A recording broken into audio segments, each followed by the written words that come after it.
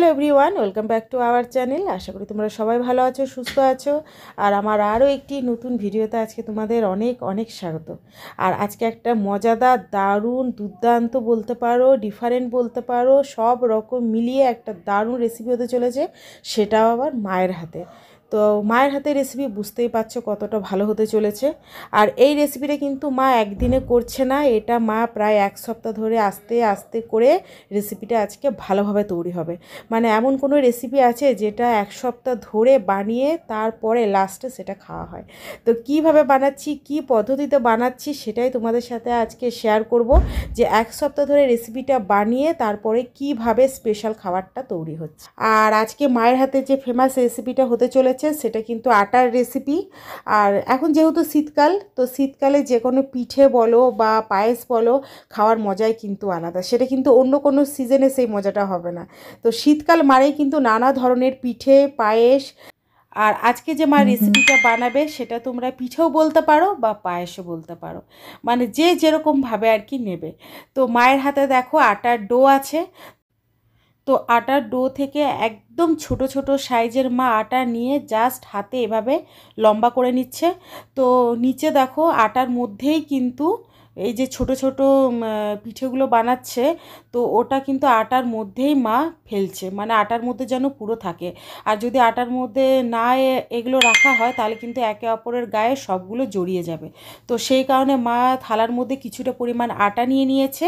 তার মধ্যে আটা থেকে, আটা মাখা থেকে যে ছোট ছোট যে পিঠেগুলো মা করছে সেটা আটার মধ্যেই মা ভালোভাবে মাখিয়ে দিচ্ছে। তো এইভাবে মা এক সপ্তাহ ধরে এগুলো করছে, কারণ এগুলো করতে প্রচুর টাইম লাগে আর প্রচুর ধৈর্য লাগে। মানে যেহেতু দেখছো, তোমরা দেখে বুঝতেই পারছো একদম ছোট ছোট সাইজের পিঠেগুলো হচ্ছে। তো এইভাবে পিঠেগুলো করে নিয়ে আটা থেকে সরিয়ে নিতে হবে। আর তারপর কিছুক্ষণ রোদে রেখে দিতে হবে।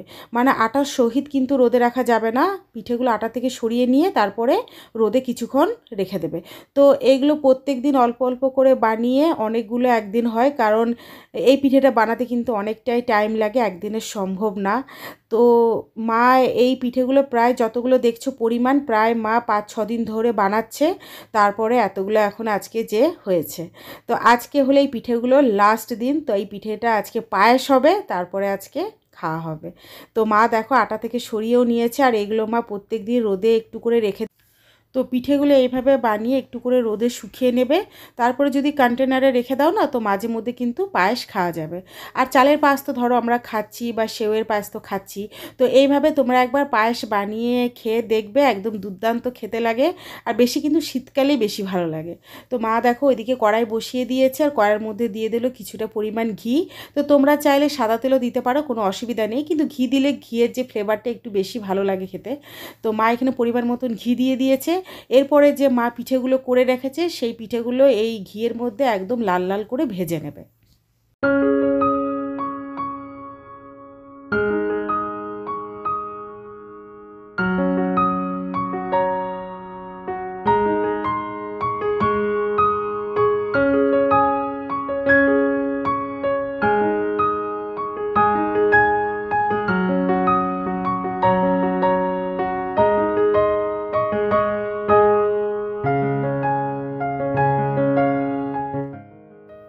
আর পিঠেটা দেখো দেখতে কিন্তু দারুণ লাগছে। তো মা একদম লাল লাল করে ঘিয়ে ভেজে নিয়েছে।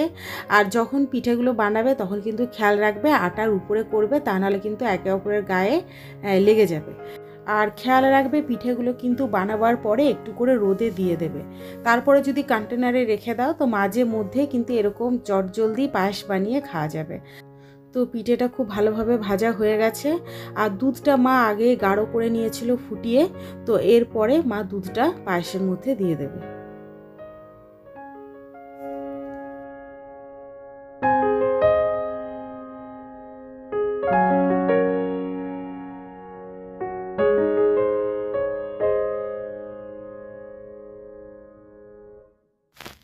আর মা দুধের মধ্যে দিয়ে দিয়েছে এলাইচি গুঁড়ো, আর আছে তেজপাতা। তো এরপরে দুধটা খুব ভালোভাবে ফুটাতে হবে। আর এই পায়েসে কিন্তু দুধের পরিমাণটা একটু বেশি লাগবে, কারণ যেহেতু আটার, তো পরে ঠান্ডা হলে একদম বসে যাবে। তো দুধের পরিমাণটা সেই কারণে বেশি দিতে হবে। আর একটু যদি পাতলা পাতলা হয় তো খেতে আরও বেশি ভালো লাগবে।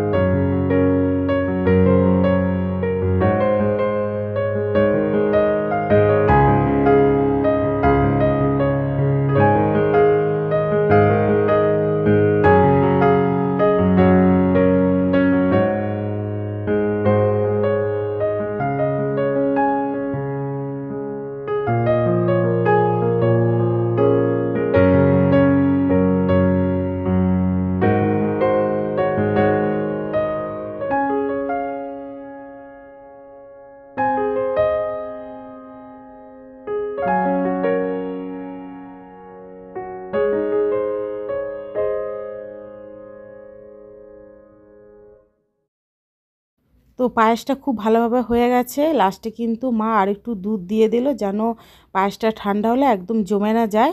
তো এরপরে একটু ফুটিয়ে নামিয়ে নেবে। তো এরকম রেসিপি খেতে হলে কিন্তু একদম 1 সপ্তাহ আগের থেকে প্রিপারেশন নিতে হবে, কারণ একদিনে এরকম রেসিপি হওয়া সম্ভব না। আর যেহেতু ধরো রোদে একটু শুকোতে হয়, তো 4-5 দিন আগের থেকে যদি করতে থাকো তাহলে যেদিন খাবে সেদিন পরিমাণটাও অনেকটা হবে আর পায়েসটাও ঠিকঠাক হবে। তো আজকে রেসিপিটা কেমন লাগলো তোমরা কিন্তু অবশ্যই কমেন্টে জানাবে। আর যদি রেসিপিটা ভালো লেগে থাকে তাহলে কিন্তু লাইক, শেয়ার, কমেন্ট আর সাবস্ক্রাইব করবে। তো চলো আজকের মতো টাটা।